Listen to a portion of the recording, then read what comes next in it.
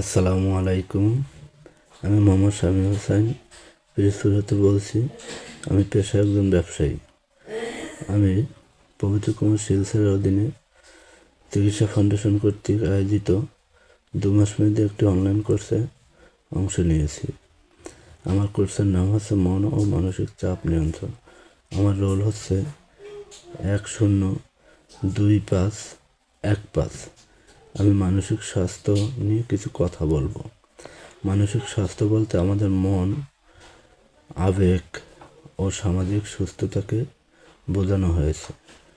মানসিক সুস্থতা আমাদের কর্মক্ষমতা, জীবনকে উপভোগ করা, সম্পর্ককে শক্তি যোগায়।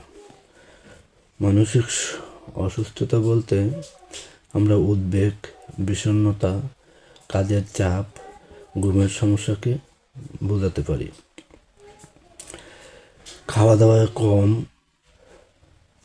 মানুষের সঙ্গ এড়িয়ে চলা, ক্লান্ত অনুভব করা, খিটখিটে মেজাজ, এগুলোই হলো মানসিক সমস্যার মূল লক্ষণ।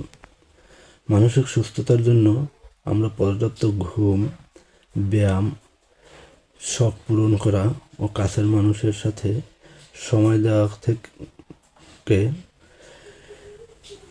আমরা মানসিক সুস্থতা অনুভব করতে পারি। মানসিক সমস্যা নিয়ন্ত্রণহীন হয়ে পড়লে আমরা বিশেষজ্ঞ, থেরাপিস্ট, সাইকোলজিস্ট এর শরণাপন্ন হতে পারি। অবশেষে বলতে গেলে আমরা এটা বলতে পারি যে মানসিক স্বাস্থ্য নিয়ে আমাদের লজ্জা না করে মানসিক স্বাস্থ্য নিয়ে আমাদের কাজ করাই হচ্ছে উত্তম। আমাদের সমাজে মানসিক সমস্যা একটি